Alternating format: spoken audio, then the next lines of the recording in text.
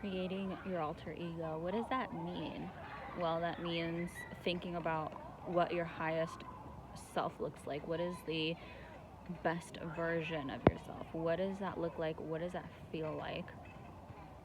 And then you become that person every day. You dress like that person, you talk like that person, you walk like that person, you act like that person, you eat like that person, you smile like that person, you laugh like that person. You do everything like that person. And that is your alter ego. And then eventually, that is who you become.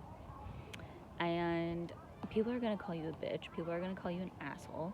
And that's just because they lack security, they lack self-confidence, they lack self-esteem. Honestly, like, you're on this journey yourself. Of course you're gonna have people along the way who help you, but really it's just you and God. Really, it's just you and God. So why are you gonna give two fucks? Why are you even gonna give one fuck if somebody calls you a bitch? Why are you gonna give one fuck if somebody calls you a dick or an asshole? Like, seriously, it's not worth your time. Like, to dwell and to be sad about what people are going to say about you. And people are going to say what they're going to say. They're going to judge how they're going to judge. And, they're going to be left behind. And a lot of people, they see that you're moving ahead in life while they're not doing anything to move themselves ahead. And they know that you're just gonna be moving along without them. And it's like, okay, dude, like, if you want to come with me, all you have to do is change too. Like, that's it. It's very simple. It's very simple. Is it easy? Not for everybody. Not for everybody, but it's very simple for everyone. And like I said before, it's just going to be you and God, and God's going to divinely assign people to you to help you to get to where you need to be. And some of those people are going to be in your life forever, and some of them are not. Some of them are just going to be there for a day even, right? Some will be there for a season, depending on how long that season is. But when it's time to cut them off, you cut them off. And this is the thing about being such a empathetic person, is that it's very hard to it can be very hard to do this, right? Because being an empathetic person means that we feel other people's feelings so intensely, right? Like, if somebody feels sad about something, especially about something that we did, whether it was intentional towards them or not, we feel so sad about it, and it can really affect us for days, months, and even years. And living the life of an empathetic person actually is really hard. It's really difficult. But what you have to learn is that people are going to feel the way they're going to feel about you. And you can't control how they're going to feel about you. You can't control everybody to feel supportive towards you. You can't control everybody to like you. The thing is that not everybody's going to like you.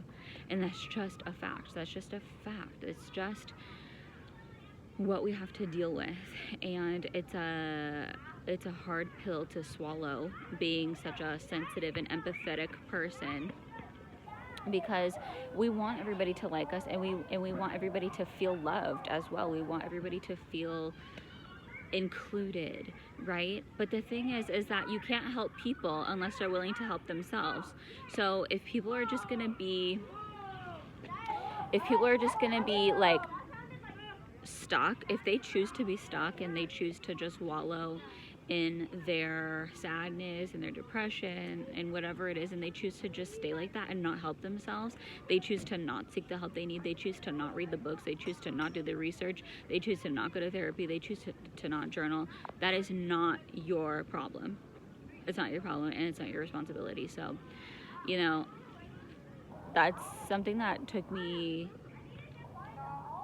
it's something that like it's something that I didn't realize. Like, honestly, you guys, I didn't realize that I was such a energy sensitive person until I hit a roadblock, like a major roadblock that led to, you know, years of depression and anxiety, and it led to years of delay in my life because I was so concerned about like other people. I was so concerned about what they were going to think of me. I was so concerned about you know, if I'm successful, then like that means I have to leave them behind, or like I don't want to leave them behind, or like I don't want them to be saying this and this and that about me. I don't want them to feel bad about themselves. Well, you know what? Tough fucking luck. You know? I'm sorry, like, to come off so black and white about this, but it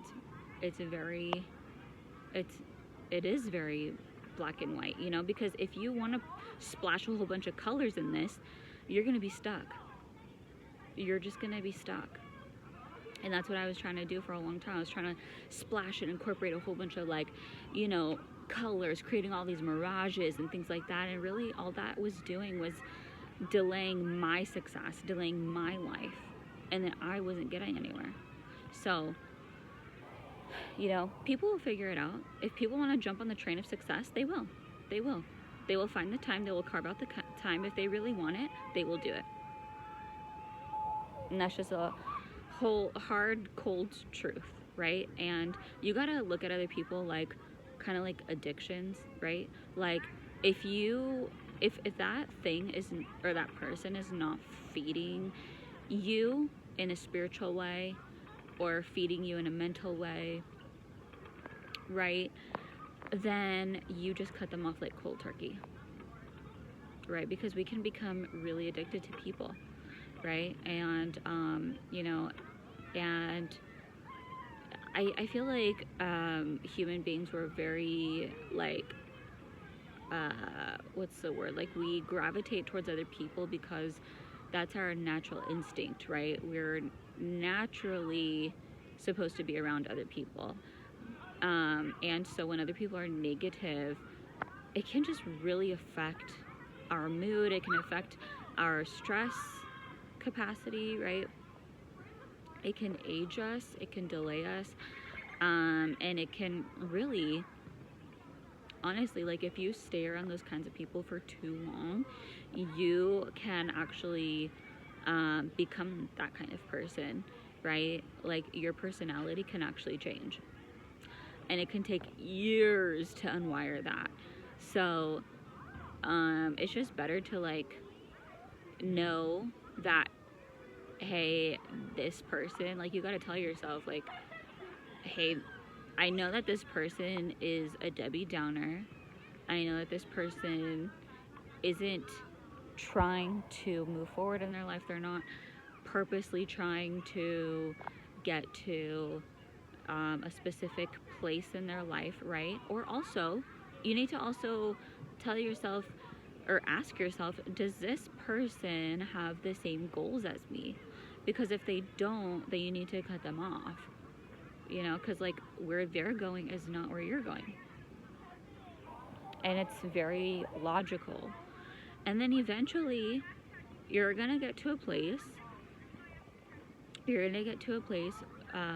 where God will plant people in your life who will understand what you say, who will get your vibe, who will understand your personality, and they will jive with that.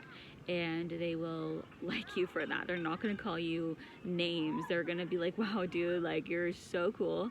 I want to hang out with you more. What's your number?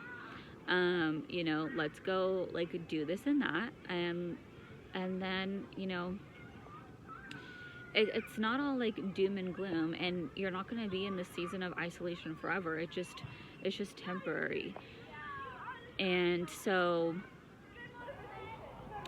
I just really want to say this to you all, because I think like sometimes we can just get really stuck in our head when we're trying to let go of certain things or certain people, because it's like we don't want to leave them behind. But you know, another thing about that is like, who knows what God is gonna do. Maybe as you go your own way, maybe God will do some transformation in them, right? As you're over here on this path, maybe God will do something in them to transform them, to kick them in the butt, and then maybe years down the road you guys will cross paths again. I mean, life is so incredibly strange and spontaneous like that, but like, you just need to stay focused on yourself, because it's just so important. It's so important. And especially if you want to leave something for your kids, if you want to break generational curses, you have to just bite the tail. You gotta just bite the tail. Thank you guys so much for listening. I love you all. Have a great day. Bye.